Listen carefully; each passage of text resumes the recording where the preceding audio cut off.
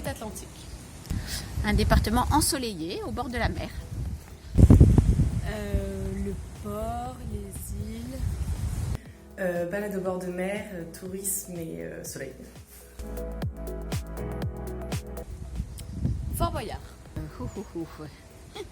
Le port de La Rochelle. Je dirais les tours de La Rochelle ou même l'hôtel de ville. Les tours de La Rochelle.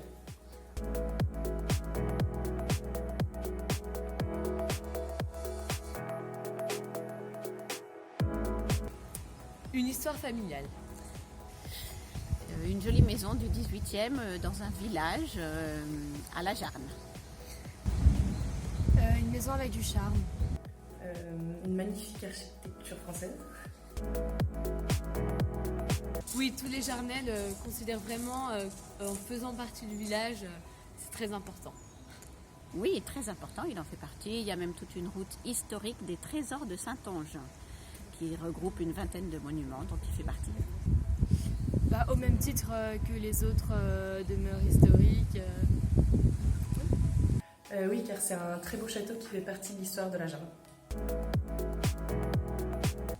Et pour que les générations futures puissent venir le visiter à leur tour.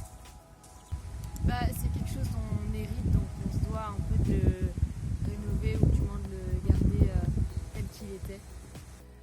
Afin de garder une marque de l'histoire et pouvoir la restituer aux générations futures. Dans le Maritime, ça évoque pour moi le département dans lequel je suis né. Voilà. Et deuxièmement, ça m'évoque la deuxième lieu touristique de France.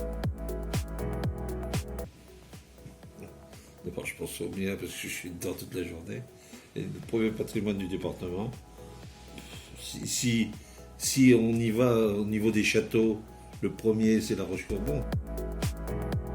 Les gens riches de La Rochelle avaient tendance à améliorer, à faire des hôtels particuliers dans La Rochelle. Vous allez vous promener rue Réaumur, vous les avez tous là. Et donc, plutôt que de faire un hôtel particulier dans La Rochelle, lui, il va construire à l'extérieur, sur les terres qu'ils avaient. Initialement, il y avait un château qui se trouvait à l'entrée de la Jarne. Il va laisser tomber ce château pour construire celui-là. Donc, ce qu'il va faire, et il va construire l'ensemble avec tout ce qui est autour en 5 ans. Et aujourd'hui,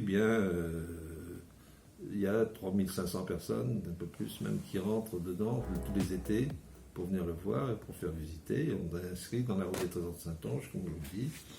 Donc, si vous voulez, on a évolué. Mais ça reste un château familial, sinon il disparaîtra.